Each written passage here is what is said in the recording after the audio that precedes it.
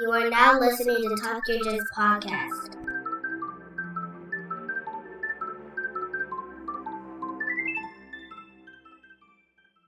Welcome back to the Talk Your Jits podcast. This podcast is, as the name implies, all about jiu-jitsu. I'm your host, Lamar Smith. And today's guest is a purple belt who trains at Warrington BJJ Academy, located in Warrington, West Virginia. Ladies and gentlemen, Sean Corfield. Yay! I know I need to get the fanfare, Hey, people hey. clapping. I never did this before, so. That's all good, man. How's it going today? Oh, not too bad, not too bad. Uh, Keeping busy. Uh, I have to, before we get started, because I was like, okay, I need to do a little bit of research. You're from Detroit, right? Yes, sir. I can't, I won't hold that against you because in 2008, watched the Detroit Red Wings live at the Mellon Arena, raise the Stanley Cup, and it broke my heart. So, I'm sorry. but I won't hold that. No, no. Hey, you know what? In 2009, the following year, we raised the cup in your stadium, so we're even. I was gonna say it's a fair trade, right? Yeah, it's a fair trade. We both probably would have wanted to be home games, but anyways, yeah, I'm a hockey fan too. Gotcha. But yeah, man. Without further ado, if you want to introduce yourself again, by all means, and let's hear about your jujitsu journey. All right. My name is Sean Corfield. I am a purple belt out of the Weirton BJJ Academy in Weirton, West Virginia, which is also attached to West Karate. We are a branch of, we fall under the Armanzani Jiu-Jitsu Academy out of Western Pennsylvania. Um, we did have that banner for a while, and then once our coach got his brown belt, our professor Lou told him, "Go ahead and start. You need to start branding for yourself here, and create your own school." So it's the Weirton BJJ Academy now. And well, I guess the seeds of my jujitsu journey got started in high school. Mm-hmm. Um, I was bullied quite a bit, and and I was one of those metalheads with the long hair and the jean jackets, Metallica stuff, and you know, uh, was typical to catch me in the boys' room smoking cigarettes and getting caught by teachers. Get back to class, and that was kind of my audience, I guess then. Mm-hmm. And but I got bullied a lot. I got called fag a lot because I had long hair and stuff. And my junior year, um, which is 1991, 92, way back then, we got a new teacher that came in. He ended up being my homeroom teacher and also my math or algebra, whatever it was that I was taking that year. He was my teacher for that too. And he saw it happening and he's like, "Hey, man, you need to come out for the wrestling team." And I'm like, "What?" I played soccer, but that was the only sport I really played. And I was okay at that. I'm one of those people that I'm not a gifted athlete at all. Mm-hmm. I have to work extremely hard to achieve mediocrity whenever it comes to athletic sports. It takes I give it my all. But I was never a starter on the soccer team, and I started playing that at 5 years old. Uh, but I just wasn't, that didn't click for me. I mean, it was just something I did. My parents made us play sports. There's good lessons to be learned in sports. Mm-hmm. So, but it took him some work on me, him seeing me being bullied and stuff. He's like, "You need to come out the wrestling team. I promise you, the bullying will stop." And he finally talked it into me, and I decided to join the wrestling team. And so I guess the seeds of jujitsu got planted there, the grappling seeds, anyways. Mm-hmm. And so I was not a good wrestler. I was, my first time doing it, I was a junior in high school. And, most of those kids were all, they were all doing that since they were 5 years old. But I did okay. I tell you what, it pretty much stopped the bullying instantly. Once I was on that wrestling team, those wrestlers saw me as one of them, even though I was a newbie. They had their fun with their little hazing stuff that was Mm-hmm. totally accepted, but I was part of that wrestling team now. So once somebody bullied me again after that, the wrestlers took that very personal that their teammate was being bullied, and I never had to worry about that again afterwards. So I did not do good in matches, but my very first wrestling match I ever saw, witnessed, my very first, I won that match. And I won it on points. I didn't pin them. But I won my very first wrestling match ever. And after I got off the mat, I threw up. Oh wow. But so yeah, I saw the power in grappling there, and so I stuck with that my senior year. I only won 5 matches my junior year, and and 6 matches my senior year out of the whole season.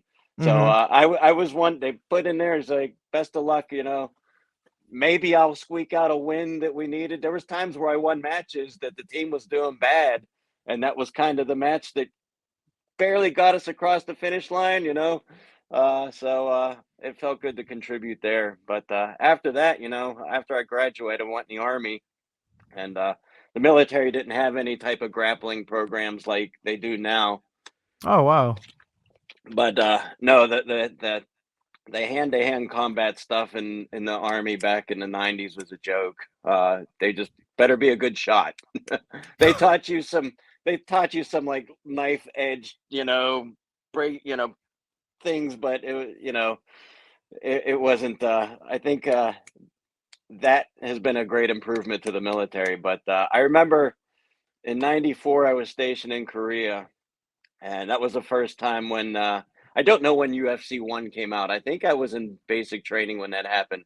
But my first time seeing the UFC 1 was I was in Korea, and uh, we were all drinking in the barracks and all that. There's no drinking age over there then, so I was 18 years old getting smashed, and we were drinking in the barracks. Somebody got the VHS tape of the first UFC 1 there, and we were watching it, and the one guy who was like, "This is bullshit. This is fixed. There's no way that guy can beat this guy." And this guy was a black belt in Taekwondo, and he was so arrogant. He had his mom ship all his trophies over from Oh tournaments wow.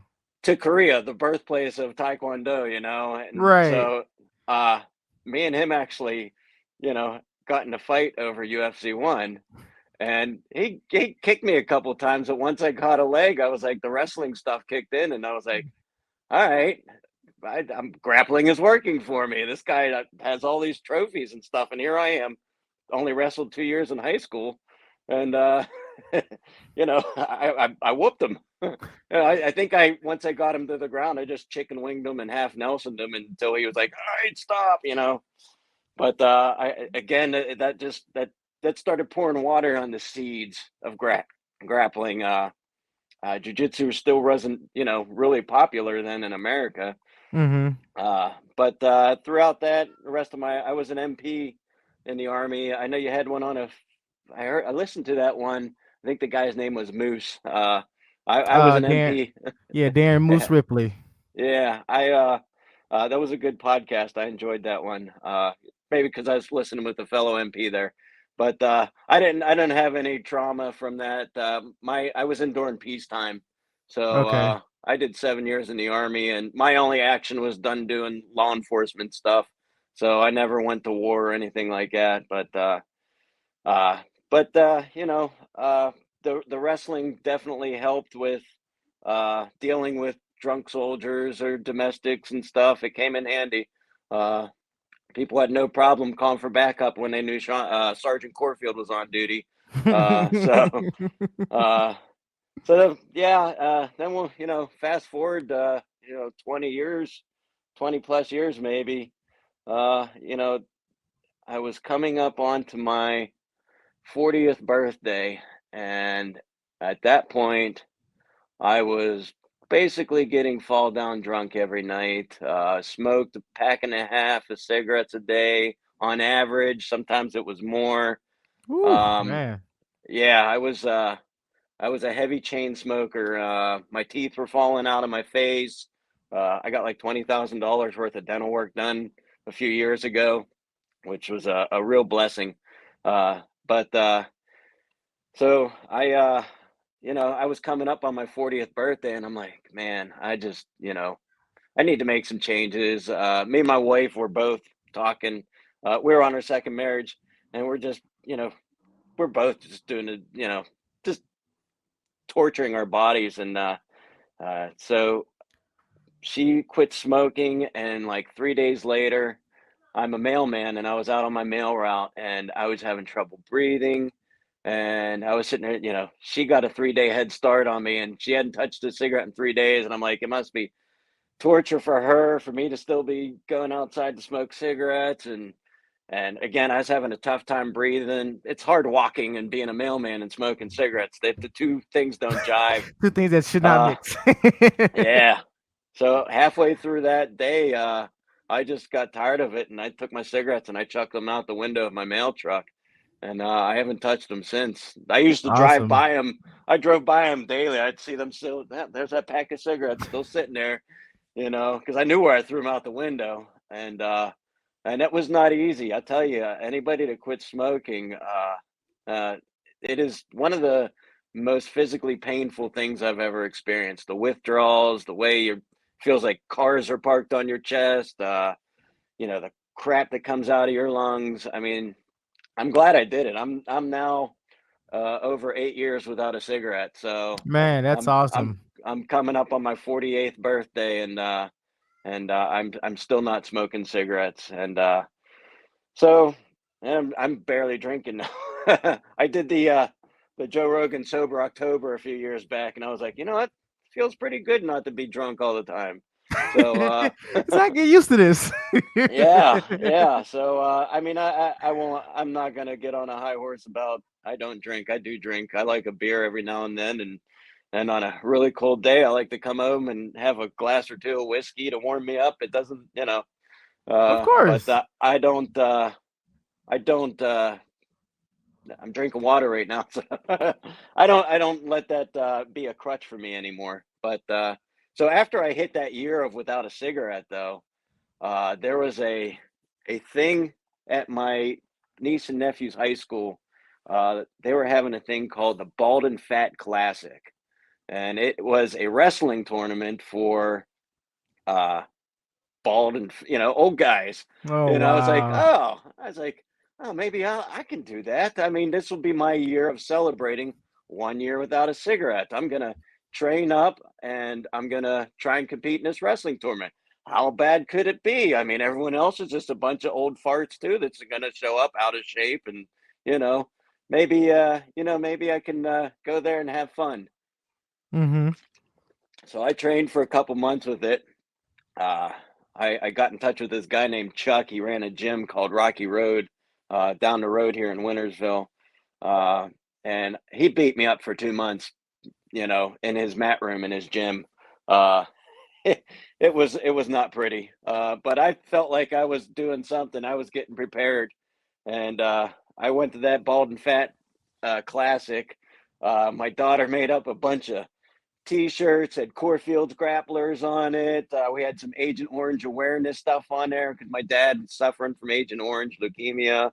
And so I was like, all right, we got this team thing going. I got a badass singlet made with, it's got a military theme, red, white, and blue, tanks, soldiers all over the singlet. Look, I had the best looking singlet there. I had the worst wrestling there. Matter of fact, do I have it in here? No, I don't. I thought I might have had it in here. Yeah, I had the best looking singlet and the worst wrestling. So I got beat pretty bad at that, and I was like, and I found out, I'm like, wait, there's adults my age have been grappling this entire time. They never stopped. Right. They just kept on, and I was like, oh man. So that was quite a humbling thing. And then, like a year or so later, I don't know how my wife got. I think she had a trainer or something, girl she was working out with, uh, got in touch or said, "Hey, there's this cardio kickboxing class at this place called West Karate." West Karate. um, And she's like, I think I want to do it. I said, all right. And I started following them on Facebook, and uh, the guy that runs West Karate, Troy Fernandez, he had posted a thing on there starting up cardio kickboxing. First 10 signups get free boxing gloves. I'm like, oh, that sounds cool. I can get over there and get my wife signed up and get her some gloves and be good to go. We were the very first one. She was the very first sign up for his kickboxing thing when I went and signed her up. So a friendship had been born or whatever. The seed was planted there. I started to get to know Troy. I'd go to the kickboxing classes too. I'd see the stuff he's got going on in his gym, and and he promotes it really well. And I would see, hey, we're doing this. All are welcome. You can do this. Believe in yourself. Very positive stuff. And he kept on posting. He started doing jujitsu and all that. I'm like, oh, that's cool. And I'm just sitting there thinking, yeah, I'm watching this and I'm like, I'm not doing anything though. And I'm just watching other people sign up for this stuff. And I'm just like, I was like, I'm scared, I'm nervous. And when my youngest daughter graduated high school, and I was like, all right. And this was in 2016, 2017. I don't know. I can't do the math in my head right now. But there was two things I wanted. I was like, all right, I want to learn a martial art and I want a motorcycle. So I got my Harley Davidson, and I still kept chickening out and going to the jiu-jitsu classes because Oh, it was wow. it was taking off like a rocket ship in his school. And it took a couple months, and I kept on writing. I'm like, I'm nervous. Am I too old for this? And he's like, dude, you won't regret walking through these doors. I said, all right. And finally, the one day, I'm just like, all right, I'm coming to class. And I went in, and I got my ass kicked over and over and over. And he told me, look, you try it out for a month. Let me know at the end of the month if you want to keep this going, then we'll keep it going. And after that first class I signed up, I was like, no, start taking my money now. People have been doing this to me too much. It happened in high school wrestling. It happened at that Bald and Fat Classic. I'm just getting manhandled by these people, and I need to be one of these people that can do that to someone. So yeah, I got crushed over and over. He had some killers in there. He's still got some killers in there. And just like my other sports, man, I have to work so hard just to be mediocre at it. But man, I love it. I signed up for my first tournament. I was only doing it for 3 months, and I won I actually had to win a match to win a bronze medal in it. So everything else that I've signed up for that, I lost myself on the podium spots. I was the last place every time, and if there was only 3 people, then I got my medal. I'm not a good competitor, but I'm not using this as an excuse. But my last tournament I competed in, uh, it's tough to find people your own age to compete against. Yeah. The other people in my class that I was competing against were 15 years younger than me. So, I mean, if age is a real factor, then maybe that was the factor. I fought really hard. I just, they had a lot more. Uh, I worked hard and I was mediocre at it, but He said they had but a lot more. I step on that mat and I try, man. I step on that mat and I try. So and that's the best I can do. But eventually, though, it was you start to notice the little hurdles that you start to cross. Like, man, this doesn't work. This doesn't work. He keeps showing it. It doesn't work. It doesn't work. It doesn't work. And all of a sudden, holy crap, that worked. And I then know, it right? doesn't work. It doesn't work. It doesn't work. It worked again. It doesn't work. It worked again. And all of a sudden, oh wow, it's starting to work. I'm starting to see where I missed a specific little movement here and there. And then I'm like, okay, I really got to dive deep into the technique of all this stuff. I'm not a strong man. Uh, I that's why I don't do any striking classes, or I never, I can't, I don't hit somebody hard enough to hurt them. Yeah, yeah. You know the funny cartoons where somebody would punch someone and go, "Ah," and the other person just looks at them funny. Uh-huh. That's me swinging it. I He said don't. that's real life. Yeah. But the grappling, I was like, all right. Uh, but I did learn a valuable uh, thing about the whole tournaments and medals and how they're not that important to me. And here's why. Because I had one of my customers on my mail route.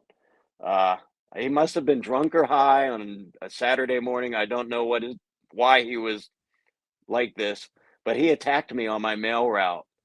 And but like I saw it coming. He was sprinting, "You motherfucker, I'll kick your ass." You know, he was coming at me. It was because his dogs were out and they weren't chained up. I swung my mail bag at him to kind of shoo them away, and they ran off. And he got pissed at me because his dogs were not chained up, or you Oh know, no. and you fucking asshole, how dare you, and all that stuff. And yeah, I was walking away, and I just, I don't just completely turn my back on him. I just keep it on, seeing what Keep he's eye on doing, him. and Mm-hmm. I was, and next thing you know, boom, he's in a sprint, and I'm like, oh, this is about to happen. Now he was so far away, I had time to whatever mail I had left in my hand to bundle it out, put it in my bag, take my bag off my shoulder. I had time to. I'm too old to run away from somebody at this point. This kid's like in his 20s, and my knees are not that good. And I'll tell you about that in a minute too. But I was like, I guess this is happening. And this guy came at me, and I will say the thing that jujitsu did for me is it pressure tested me for these situations because I didn't panic. I didn't get all like, "Oh my god." Mm-hmm. I just like, "All right, here we go. He's coming full speed. He's going to take me down." Establish a guard, sweeper submission, I'm Right. sitting there, all right, here it comes. And he stopped right in front of me.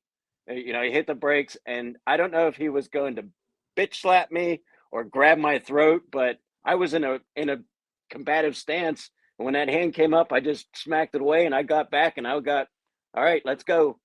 And once he saw that I was willing to fight him back, he was like, "This is your lucky day, asshole," and he walked away. I was like, "That's it."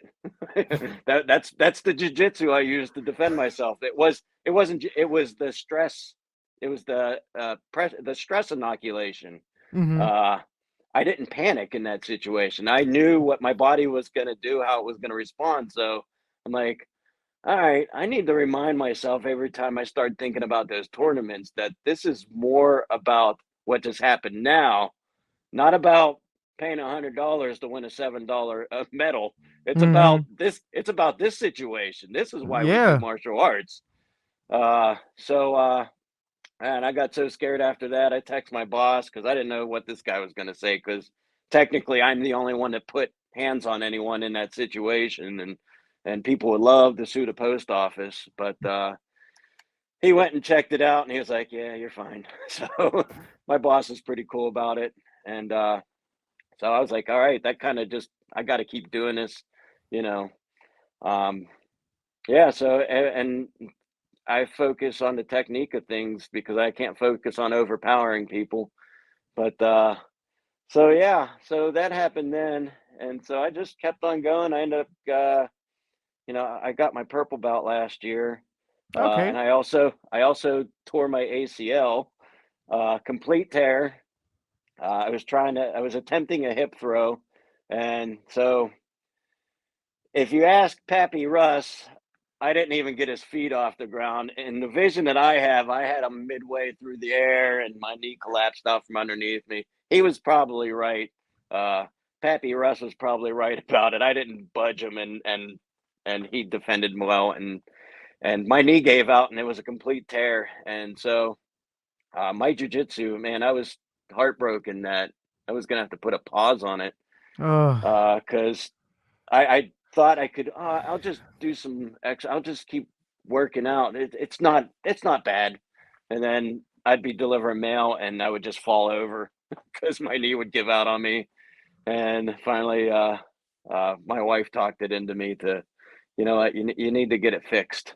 You're not gonna advance more People at the gym were saying, dude, get it fixed. Troy was like, get it fixed.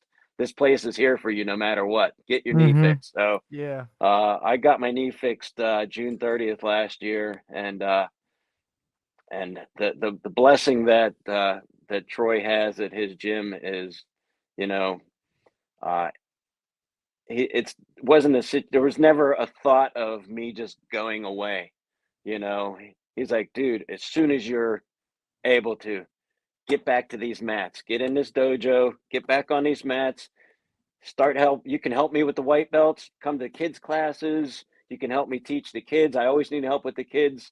But keep being involved in jiu-jitsu. And I was like, I need to be involved. I can't not do it. I Yeah. talked to my professor too. He's like, look, if you can't do jiu-jitsu, write about jiu-jitsu. So while I'm icing my knee and it's this big on my back deck, I'm sitting there, you know, I'm writing jiu-jitsu stuff, drawing diagrams and, doing stuff in my head, writing about jiu-jitsu, uh, just to keep the mental reps going. Mm-hmm. So once I got out of my one knee brace and back into a functional knee brace, and I was allowed to start driving again, boom, I was back there walking around on crutches and gym shorts and stuff. But I just started teaching jujitsu, and suddenly I'm like, I'm freaking I'm doing all right at this teaching jujitsu. I'm pretty good at this. Yeah, like, well, these kids are. I mean, like, I'm coming up with things on the fly because some of these kids, they're like, you say something and they're like, huh? Mm-hmm. We don't know what you mean, coach. I'm like, okay, or pretend like your leg is a log and this is what you're gonna use this. You need to lift this log up, and like, oh, I got it now. But and now Troy, I'm like his go-to guy now. Whenever he's like, dude, I'm gonna be out of town with me and my wife going to Colorado. You got class this week? I'm like, yeah, I got you covered. Anytime he's like, I'm out, or dude, I'm not feeling well. Can you cover class? So I'm not back at 100%. It takes you a whole year to repair your ACL. Mm-hmm. But as far as teaching and stuff like that, I can do that. And so that's what I mostly do now. Is I'm still there. I'm doing class. I don't do anything on my feet yet.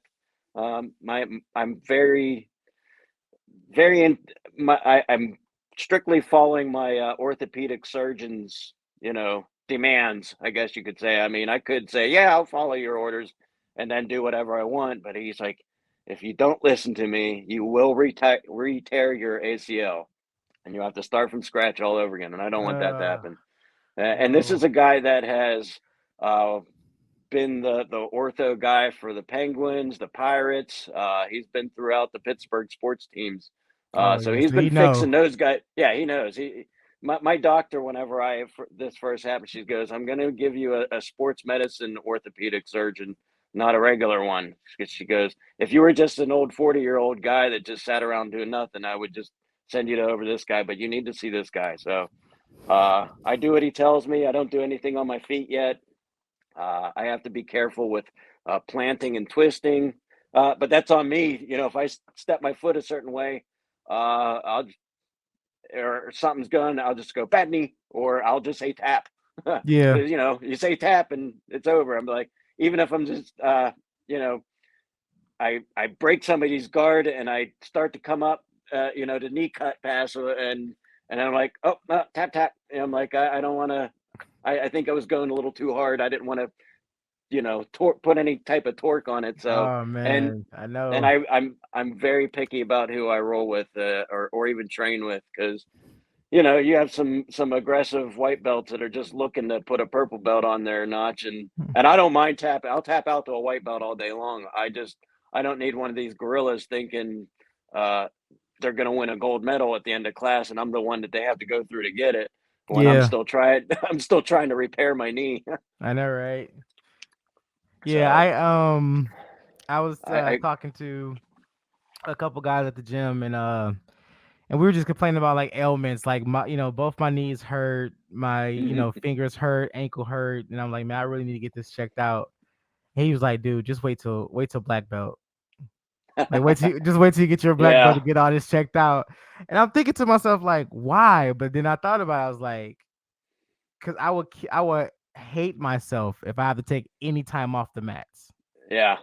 Oh, I get And it, and I was in that same mindset too. But when you're falling down at work too, I right, walk if it 12 miles a day.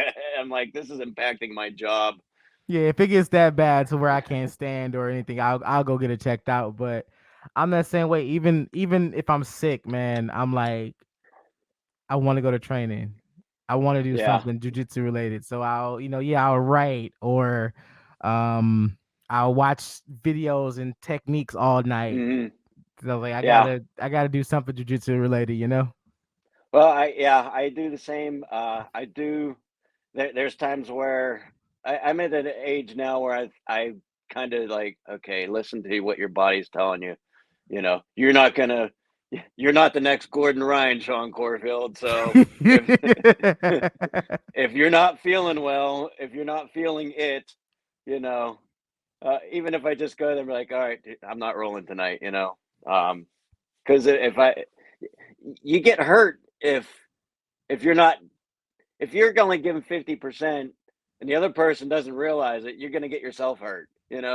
Yeah. Sometimes there's some people who be like, yeah, we just flow rolling, and be like, yeah, but some of these people don't know what flow rolling is. They just think flow No. rolling is, oh, that just means I can move faster and you're not going to fight back or something. No, no, no, But no, no. I my rule of thumb is I have to go to work the next day. So if I'm sore, I can go to work sore, but I can't go to work broken. Right. That's yeah. No, I go to work every day sore. Yeah, Like everything hands hurt. hurts. I got CBD. I'm rubbing on my hands and my elbows. You got the Epsom salt baths. Should buy stock in that. Last year we got a hot tub. uh, we got a hot tub. I love it. That is really good. I know those things are expensive and you know not everyone can get hot tubs, but I tell you what, if you get one, you're gonna love it after a night of hard jujitsu or something, and your body's aching. You sit down in that 104-degree water, and it's just like Man, But I got a personal sauna oh, nice! from Amazon for like $200. Wow, that's And awesome. it's probably one no, actually it was on sale for like 170 or something like that. Uh-huh. But man, it's by far one of the best things I ever bought. Well, they say if you can, trigger those heat shock proteins, it'll open up your blood vessels, allow blood flow, and that will help take your aches away. So, Yeah. uh, I know saunas are really good for that, and I think the hot tubs are too. I think I have to have it up over. I think it said you have to be in at least 104-degree water for at least 10 minutes in order to trigger those heat shock proteins. Man, So yep. I got it cranked up. So I got But it it's boiling. also nice whenever it's really cold outside and you go out there. I'm sure the neighbors are like, "That guy's an asshole." There he is, walking down on his back deck with his nice big fluffy robe on because it got this big, because it's cold outside. It's Mm-hmm. got a hood on it. They're walking like a druid down his steps out to his hot tub. They're sitting out there, all this steam. They're probably freezing, and there he is out there just sitting in hot water. Oh man, I bet uh, that feels good. oh, it does. But yeah, recovery is really it's just as important as warming up. Really, I think I definitely make sure my knees are warmed up before class, but at the end of class, man, take that ibuprofen, get in that hot tub, whatever it Whatever it takes to takes, show it. man. Yep, Whatever it takes. Like ice on the I, knees. like I started using Tiger Balm, Okay, and I'm I'm not like, familiar with that. it's like Is a that it's like a it's like a Bengay okay? on steroids. I might It's have like to try that. man, it's funny because like that's when you know your body's just so beat up. Like you get the Yeah. Bengay and the Tiger Balm, and you're rubbing everything down, and you're taping everything up before class. Like I need a good Hmm. half hour before class starts to Uh-huh. get I ready. gotta get the hips opened up a little bit. Mm-hmm. Yeah, all that stuff. Got to, So man. yeah, yeah. I had But one of so my now I'm like, I had one of my kids in kids class was like he's like, can I ask you a question, coach? I was like, what's up? He's like, why are your fingers taped? I was like, I have to hold myself together. I was like, it's just to Uh, keep my hands from, cramping up, or I, it's a I, long story, but yeah, uh, I I have to told hold them, myself together. I told them, I said, you ever see the bodybuilders that are doing squats and they put the the big strap around their waist, the deadlifting belt and the Hmm. squatting belt. I said, that's what I'm doing with my fingers. And I know, they're right? like, oh, I see. I'm Because just doing that I so the muscles in my hands don't explode on your head. I know, right? I tell people all the time, it's like, if you don't tape your fingers, please start taping your fingers. Yeah. It Have is you see the hands of some of these guys from, some of these old timers, some of these old Gracie guys, and the size of their knuckles and stuff and their hands are just like just all like that. gargantuan. I know, Yes. right? You got Yeah. A big little bit of baseballs tape. on your knuckles. Yeah. Yeah. And these are money makers for me. I gotta work my mail. I gotta, I can't have these things not working. So, Exactly. Like, if uh, you look right behind me, like that, this painting I just actually just finished. Like, that's the stuff that I do. I gotta put your oh, you did. glasses on. Is that a Batman painting? Yes, it is. Oh, that is amazing. I Yes, love it. I'm a huge Batman fan. I just finished that today. So, like, yeah, I know. Like, my hands are, That is you very know, cool. the money maker. So, trust Yeah, me, I yeah. know. And that's my other hobby right there. I don't know if you can see that. Nah, it's a That's little my dark. oh, that is a oh, I guess we're gonna tour the Oh, we're gonna there tour. is there's my that's a Ah. that's a mid 1970s Ludwig drum set right there. Oh man, that is So beautiful. yeah, so I need my hands and my feet for that kind of stuff too. Yeah, Uh just a little bit. there's there's other hobbies to have to take care of also. I don't take it anywhere. I don't play in any bands. Again, have to work very hard to be mediocre. I've been playing drums since I was in 5th grade. I work very hard to be a mediocre drummer. I Uh, put in so much time to be but okay. I tell you what, I absolutely love it. I love putting on some music and just laying down a heavy beat and just having fun with it. Uh, it's fun. I enjoy it. So if I enjoy it, I'm going to do it. So Oh yeah, man. Same here, man. Like, I love, collecting stuff. I love painting, and jujitsu is my love, but sometimes I have to be like, no, I need my hands to work. Like, I can't have like calluses and fingers yeah, all jacked up where I can't close my hands. Like, no, I need these. So, yeah. We actually, one of me and Pappy Russ's friends, Dan, he's a guitar guy. He just started doing uh, jujitsu a couple weeks ago. He just signed up. We finally got him talked into it. And we're like, dude, whatever you do, don't when we're gripping people's gis and stuff, when somebody goes to break your grip, just let go. just let I said, go.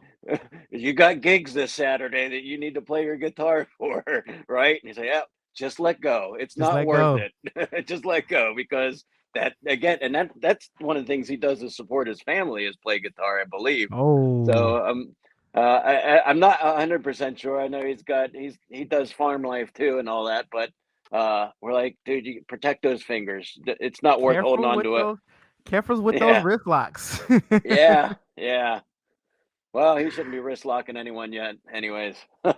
I know, I'm right? You not don't. I hate wrist lockers. Like, tell me you're gonna do that before you do it. I'll I know, tap. right? I'll give you a verbal tap if you say I'm gonna wrist lock you right now. I'm like, all right, I We tap. I don't we said I don't don't need we to don't prove. we don't wrist lock white belts.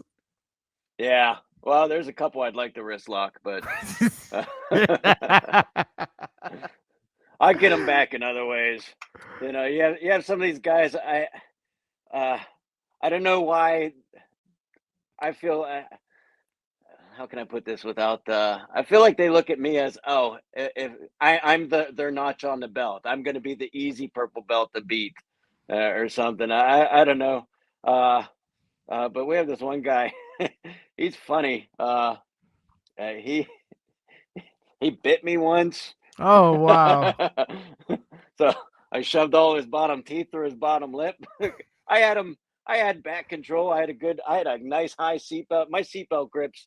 I don't just do a seatbelt right across. My seatbelts are the kind of seatbelts. If you get in a car accident with them, they're gonna kill you. I So know, I right? like a Right nice high across seatbelt, across the and chin. and then I start working on a move on the back that Christian Woodman see. Uh, that's who I learned it from. He did a seminar at our gym once, and it's called the Vortex of Death. I love the Vortex of Death, and it's basically a back retention drill, but you can get a tap from it from a choke. It's kind of hard to show without a body here, but anyways, my arm was across here, and he knew I was working on getting my seatbelt to get my arm up under my chin. So he tucked his chin down in there, and next thing you know, I could feel pressure biting down. I'm like, this son of a bitch is biting me. So I squeezed as hard as I could. I squeezed as hard as I could till I heard,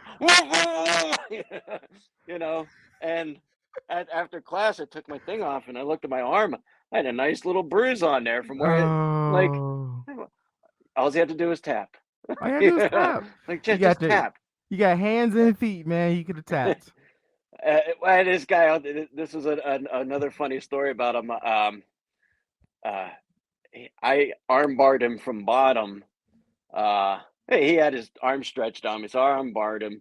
It was like a belly down type arm bar, Mm. and he got all mad and he tapped, and then he's like, "Push! What the fuck are you trying to do? Break my arm?" I'm like, "That's what we're doing." I mean, yeah. I mean, that's Yeah, kind of sort of.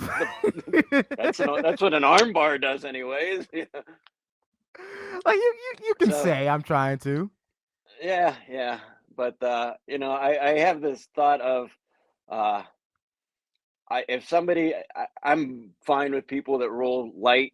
I'll roll light with them. We can work on technique. If somebody's trying to murder me, and I can get one good back on them, I'm gonna hit them hard. I will arm bar them as hard as I can.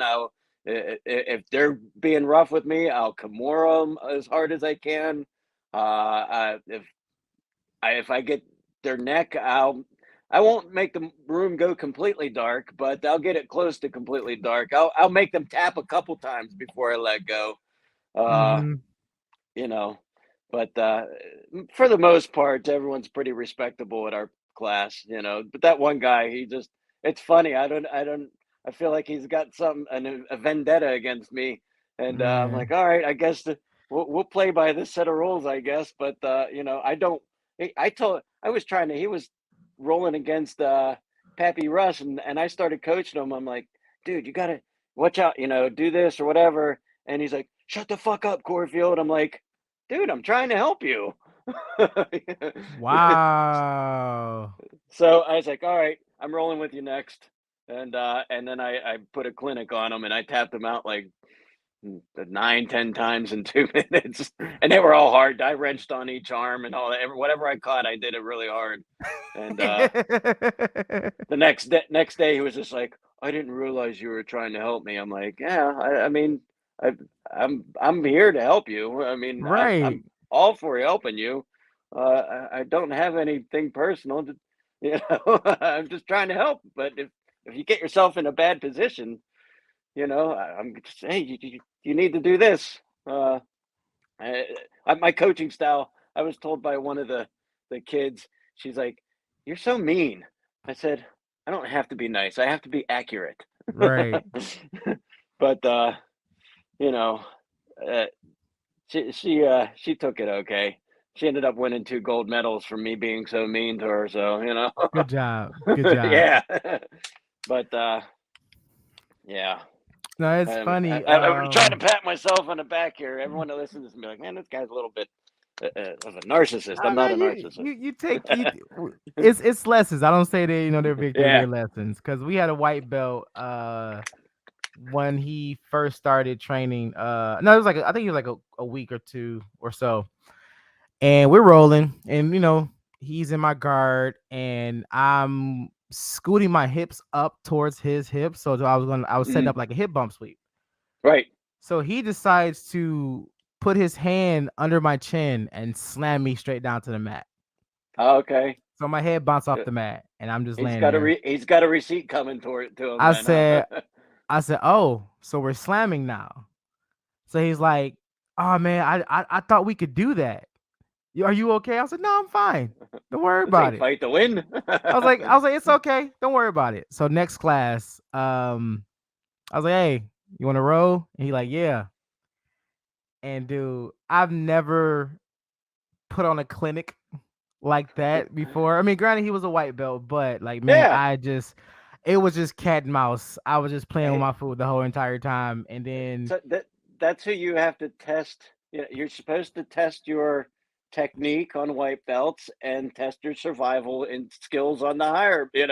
Can I oh survive yeah, against this brown belt for oh yeah, it's surviving against the brown belts and black belts and other purple belts. Against the white belts, you're working on your technique. oh yeah, oh yeah. And we rode. I got his back, and I cinched in a rear neck choke. And he tried to like he tried to slide his hands under, so I came across the jawline. And Hmm. I just wrenched it in. He was just like tap Yeah. tap, and I just kept wrenching. He's like tap tap tap tap tap. I was like, okay, okay. Now we understand why we play nice, right? So I hate doing that because I don't want to Yeah. seem like that type of person. But sometimes, man, it's like, all right, dude, calm down. Oh, I it was a couple years ago.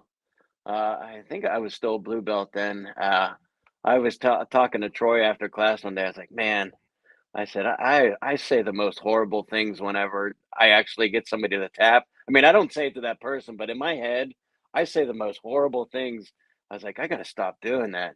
And well, to kind of humble myself, I said, you know what? I'm not being I'm being a bad winner the rare times that I win. In my brain, I'm being a good sportsman with the opponent, whoever I'm rolling with from class and all that. But in my brain, I'm like, I'm being a sore winner. And whenever I do actually get one, I need to change this. So what I started to do, and I feel like it worked, I was like, all right, after class, I'm going to start putting more pride into the dojo. I'm not just going to be one of these guys that, all right, class is over, bow out, go get dressed and walk out the door. Nope, I'm gonna stick around. I'm gonna grab the sprayer and start spraying, or somebody else. I'm gonna start mopping floors, and I'm just gonna start taking some pride in dojo stuff. So, and now it's like, to this day, I'm cleaning after. I'm gonna help clean up the gym after class, and Yeah, I'm like, this little bit of humility of just cleaning up everyone's sweat and stuff, and I feel like I'm not being that sore winner anymore on the rare times I get somebody to tap. I think I'm like, I appreciate their role more now. man, So I would grab a mop in the heartbeat. I do not mind cleaning the mats at all. Cause yeah. I'm there, 3 days out of the week, sometimes Hmm. 4. Like last week, I had a couple interviews to do, but we got done. I got done in time. I called one of the my training partners, like, hey, what are you doing around 6 or 7 o'clock? He's like, I don't know, depends on how this conversation goes. I was like, you want to go to the gym? He's like, all right, I'll see you there. So I know, rolling with him for a couple hours, man. So yeah, I try to do as Yeah, much as I can. yeah. Yeah, there's a couple of the cops in our area that have keys to that place, and they're always like, when's your knee better? Uh, the one guy's like, you just let me know, we'll go put in some extra work. I'm like, well, I'm not ready yet. But I tell you the other thing that helps with the coaching aspect. I've suddenly I could I don't the thought of competition for myself has been so, that train left the station a long time ago, and now Hmm. it's everything like, man, like last weekend we had a bunch of kids competing, and I'm just like, that's where all my that's where all my eggs are now. It's, are these kids going to be successful? And our kids are amazing. They show up to these tournaments and just put clinics on their opponents, and we have a really solid kids program there, and I'm like, I beam with like pride. I'm like, you know what? I think maybe I had something to do with those gold medals around their necks. I'm like, I don't know if I did, but I feel like I might have had something to do with that, and it makes me really, really happy to see them so excited about winning and showing off their medals, and I'm like, yes, that's awesome. That's awesome. That's very, very awesome. But so I guess I've deemed it as the Talk Your Jits podcast question because Okay. I asked this question in one episode in the first season, and I never got the chance to hear it. I mean, no one got a chance to let it down because it was like, dude, you asked this one question and never asked it again. So I'm making it a point to ask everybody who comes on the show from here on out your top right. three roles. Like, who would you like to roll with? Your top three people. I would like to roll with Gordon Ryan so I could punch him in the nuts or stick a finger in his eye or, just kind of get a cheap shot in on him just because I think somebody I am not a Gordon Ryan fan. I see. Look, I would tell everyone to let your kids watch Gordon Ryan do jiu-jitsu. The second the match is over and they put a mic in his hand, I would say, turn the TV off. You're about to hear trash. I'm not a fan of him as a human being. I'm sure when the cameras are off, maybe he's a fine person, but I don't like the way he portrays himself. And maybe that, what, the younger Sean Corfield would probably think differently. But the 47 going on 48-year-old Sean Corfield, not a fan of that at all. I don't think there's any place for the way he treats his opponents. I was never a big Conor McGregor fan either. I'm like, go do that stuff in WWE, I mean, that I don't need to see you talking like that. Especially Conor McGregor. I mean, he only wins like half the time, So yeah, I'm not a fan of people that talk like that. So yeah, Gordon Ryan, so I could cheap shot him once or twice. Hopefully he hears this and he comes and hunts me down and he steps foot in our gym, and then everyone will be like, Sean Corfield got Gordon Ryan to come into Weirton BJJ Academy. So Just I to doubt punch him in the that'll nuts. just to punch him in the nuts. Look, I told you earlier, it's not like I can hit somebody hard enough to where they're actually going to be hurt. So I mean, hey, it's not how hard you hit him; it's where you hit him. Yeah. So let's see. Wow, I wish I would have planned it. Okay, seriously. Okay, that one was the funny answer. I would like to roll. Let's see, Sean Patrick Flannery. Okay. He is. Do you know who he is? That's not the. Is that the guy from in the UFC? No. Okay, He is an actor. Boondock Saints. He did a movie called Born a Champion. Yeah. So he is a legitimate black belt. Really? That's what he does as his hobby. Is acting. His real work is his jiu-jitsu academy in Houston. I would like to Boondock Saints. I was like, yep, I know who that is. That's one of my favorite movies. I would like to roll with him just because I'd like to have a conversation with him, and because I don't know, I like his character as a man. He's the complete opposite of Gordon Ryan. So so I would like to roll with him because I feel like that would be a cool thing. And man, who would be the last one? We're going for all black belts on this? No, anyone. Anyone. Well, no, this answer might be a black belt and it might be a little cliche, but I won't use that one. Man, who else would I roll with? Anyone. Oh, man. Any rank, any time frame. Oh, I was going to start talking about the bully in high school. I'd like to go find him and give him a good roll. I mean, hey, it counts as the person you want to. If you could roll with, you will roll with him. So. Nah, that would be a waste of my energy. Man, all right. Anyone? I'd like to roll with. I'd like to roll with Joe Biden just so I could choke him out. Everyone want to choke presidents. That's like the second. That's like the second one. Yeah, second president has been on this list to be choked.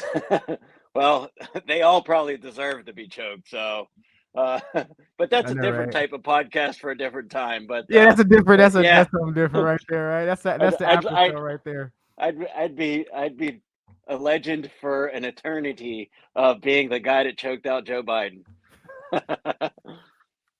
But now they're probably gonna have the Secret Service knocking on my door any minute now. Did you really say that on a podcast? Maybe I shouldn't pick him. But I don't know. I was trying to come up with some funny answers for the No, most. those definitely was some good ones. Definitely was some good ones. I think it'd be fun to roll with Eddie Bravo. I think that would be a fun role. Yeah, that'd be a I good think role. Eddie I think Bravo it's for sure. really unique on how I see phases of jujitsu. Like there's the Gracie phase, and then and they Gracie jujitsu is all over America. It's all over the world. Mm-hmm. But then Eddie Bravo kind of dethroned that whole dynasty and showed that other people could be on top. Mm-hmm. And then there's the Andre Galvao phase, and that's who's the top of our jujitsu style is Atos. Mm-hmm. So Atos, so Tony Passos is we're under that branch, and Armanzani, Weirton BJJ Academy. But Andre Galvao, he kind of dominated for a whole decade after the Eddie Yeah, Bravo Eddie phase. Bravo phase. And, Yep. and and Andre Galvao did it with humility and kindness, and you know, and then now we're into the Gordon Ryan cartoon phase. The So Danaher Brian phase. Yeah. yeah, but I mean, the rest of the Danaher people, I mean, they're pretty good, but they don't win like Gordon Ryan wins. I will.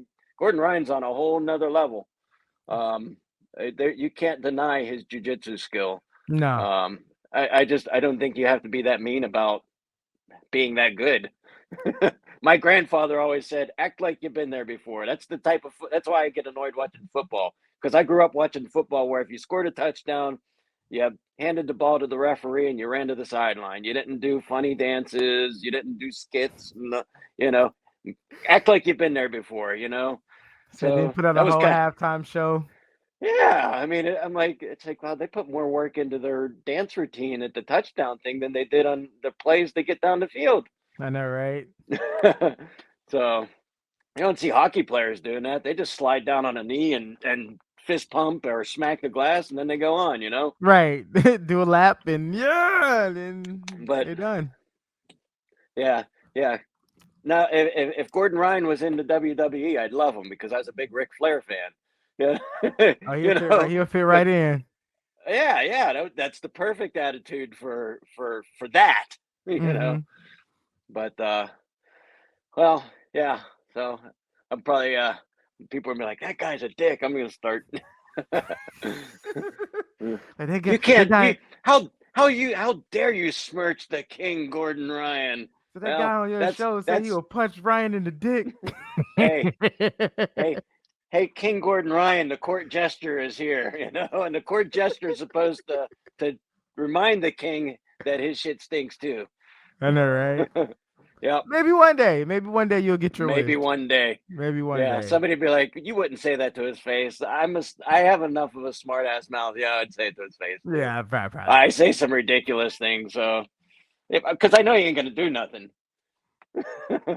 I mean, now if we were doing a jiu-jitsu match, he'd probably break my arm. But if we saw each other and be like, were you talking bad about me on my?" He wouldn't do nothing. It'd Nah. be against the law for him. He got a career to think about. I used to be a bartender. And the Pittsburgh kid, I can't even think of what his real name is now. He's a boxer. He was in my bar once and he got too drunk. I kicked him out. And then his entourage was like, "You know who that is?"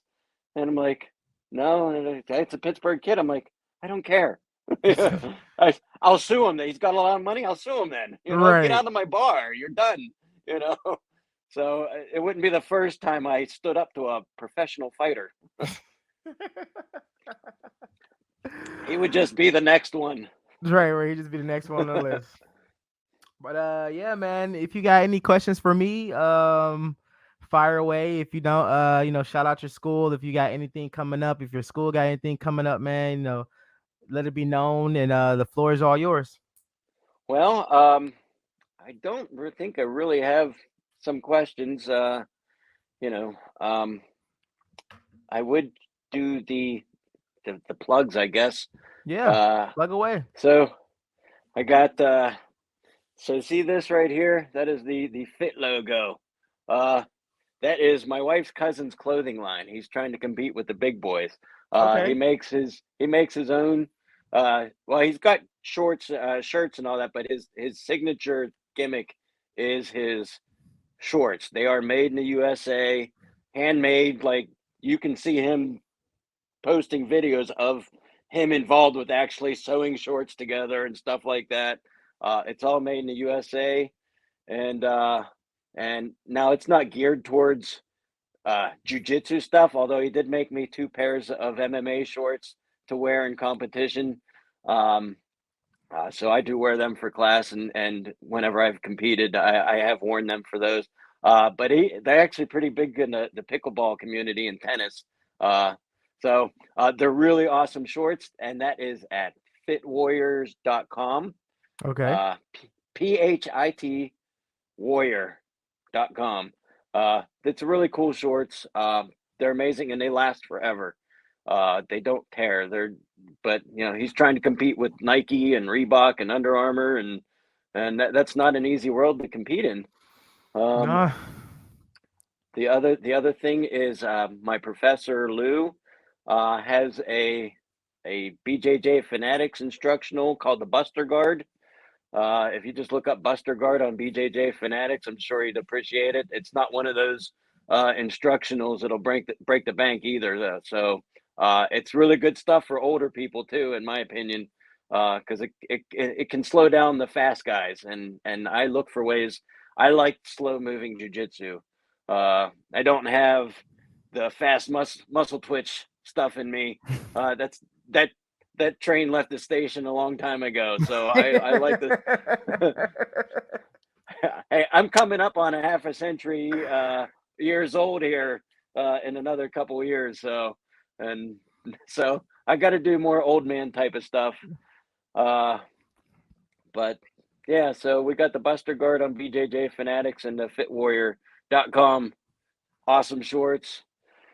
Yeah, that's about it, I think. All right, man. Well, yeah, that's the end of today's episode. I would like to thank Sean again for coming on. And excuse me. Sean for coming on, tell us about his tales experiences with jiu-jitsu. Hope you guys enjoyed. Please go and follow our Facebook, Instagram, and Facebook page to stay up to date on all future episodes. This has been Talk Your Jits podcast. Keep rolling, keep grinding, and remember, long live jiu-jitsu. Have a great day. Yes. Hey, nice talking to you. Yeah, man.